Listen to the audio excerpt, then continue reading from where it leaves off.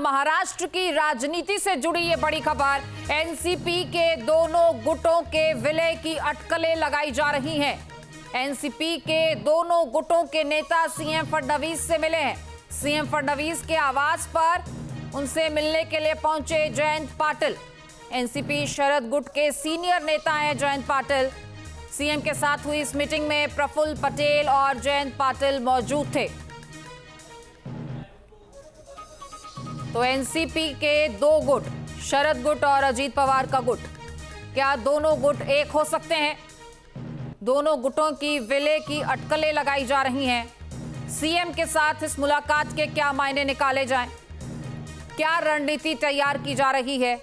फिलहाल अटकलें जरूर लगाई जा रही हैं।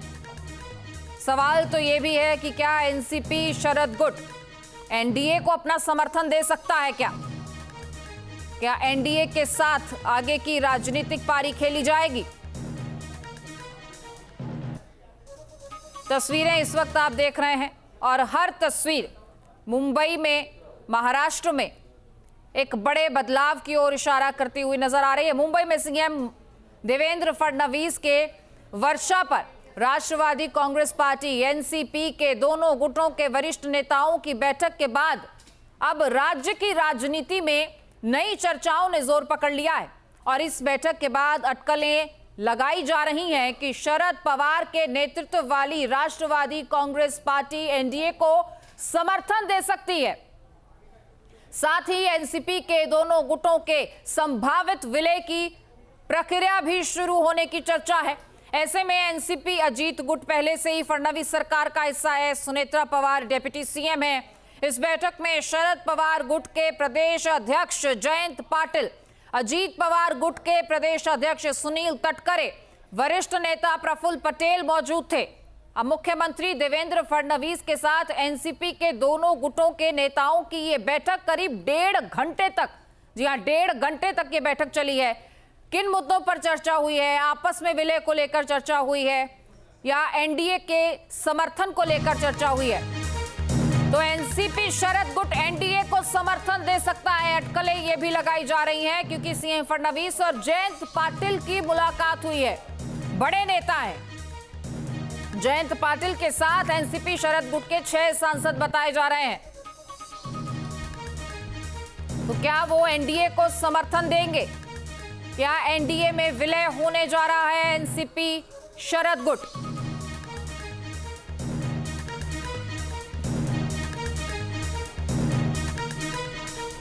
और हमारे वरिष्ठ सहयोगी विकास चंद्रा जी हमारे साथ लाइव जुड़ चुके हैं। विकास जी, किस तरीके से देखा जाए ये जो लगातार मैराथन बैठकें हो रही हैं, क्या दोनों एनसीपी आपस में मिल सकते हैं या एनडीए को समर्थन दे सकता है शरद गुट?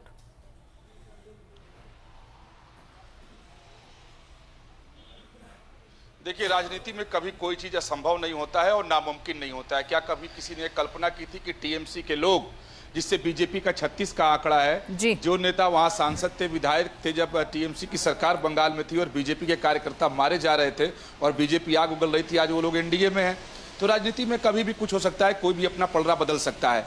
और जो कुछ भी अब दिल्ली से लेकर के मुंबई तक या फिर चेन्नई तक दिखाई दे रहा है, उसके पीछे एक ही मकसद मुझे समझ में आ रहा है, वो है मानसून सत्र। क्योंकि मानसून सत्र में सरकार को संविधान संशोधन विधेयक लेकर आना है। पिछली बार वो गिर गया था, जिसमें से आप देखें महिला आरक्षण का मामला है, साथ ही परिसीमन का मामला है, एक देश एक चुनाव का मामला है। तो इन 3 बिलों को सरकार ने अपनी प्रतिष्ठा का सवाल बना लिया और उसके पहले नंबर गेम शुरू हो गया है। यानी पिछली बार नंबर नहीं होने से ये गिर गए थे। तो इस बार सरकार और बीजेपी इस तैयारी में दिख रही है कि इस बार सदन के अंदर इतना नंबर जुटा लो कि जब ये बिल आए तो पास हो सके। उसके लिए ऑपरेशन लोटस चला। आप देखें कि उद्धव ठाकरे गुट के सांसद टूट करके जाकर के एकनाथ शिंदे के साथ विलय कर गए, टीएमसी टूट गई।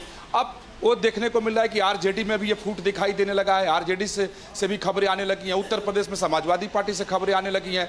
कल मुंबई में बैठक देवेंद्र फडणवीस कर रहे हैं, जो बीजेपी के कई चाणक्यों में गिने जाते हैं। तो दिल्ली में एकनाथ शिंदे अमित शाह के घर पहुंच गए। 1 घंटे 10 मिनट तक अपने सांसदों के साथ वो बैठक करते रहे। उधर एनसीपी गुट जो अलग अलग 2 गुटों में है, या तो आपस में मर्ज करके वो एनडीए को सपोर्ट कर देंगे। तो ये राजनीति चल रही है। और 4 में से 3 आरजेडी के सांसदों के बारे में कही जा रही है कि वो भागने को तैयार हैं।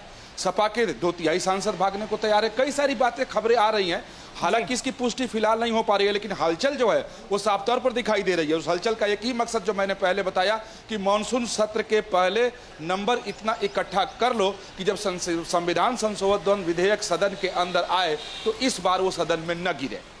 बिल्कुल विकास जी, मैं आपके पास लौट रही हूं क्योंकि लगातार इस पूरे मामले से जुड़ी तमाम बड़ी खबरें आ रही हैं। मैं आपके पास लौटूंगी। बहरहाल केंद्रीय गृह मंत्री अमित शाह से मिले हैं एकनाथ शिंदे और दिल्ली में ये बैठक हुई है। दिल्ली में अमित शाह से एकनाथ शिंदे ने मुलाकात की है। उद्धव गुट के बागी सांसदों के मुद्दे पर यह चर्चा यहां पर की गई है। तो उद्धव गुट में जो रार देखी गई, जिस तरीके से फूट पड़ी, एकनाथ शिंदे को उन्होंने समर्थन दिया। अब उन्हीं सांसदों के मुद्दे पर चर्चा यहां पर गृह मंत्री से। सदिच्छा भेंट थी और अमित भाई के साथ हमारे 6 सांसद थे, उनकी बैठक हुई है। सदिच्छा भेंट थी और उनके चुनाव क्षेत्र के विकास कार्यों के बारे में चर्चा। तो विकास कार्यों के बारे में चर्चा की गई है, उन सांसदों के बारे में चर्चा की गई है।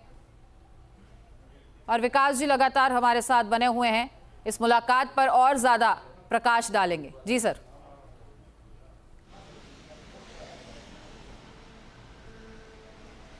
देखिए, विकास कार्यों पर चर्चा हुई, बाहर निकलकर तो यही बोलेंगे।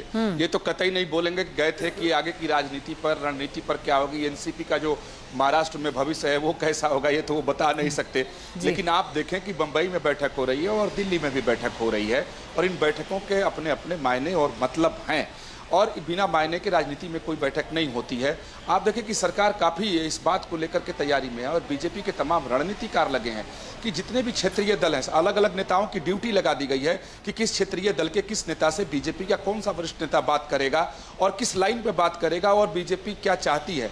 बहुत सारे जो जानकारी मेरे पास है कि दल के लोग इस बात के लिए सहमत हो गए हैं कि जो संविधान संशोधन विधेयक सदन में आएगा तो कम से कम उसका वो समर्थन कर दे। आगे आने वाली अगर उनके जो एजेंडे और मुद्दे होंगे उस पर सरकार सहमत हो जाएगी सदन के अंदर, या तो उस पर चर्चा करा लेगी, या फिर अगर उनकी मांग जेपीसी भेजने की होगी तो जेपीसी में उसे भेज दी जाएगी, या अन्य जो राजनीति में अंदर खाने की जो मांगे होती हैं उसको मान ली जाएंगी।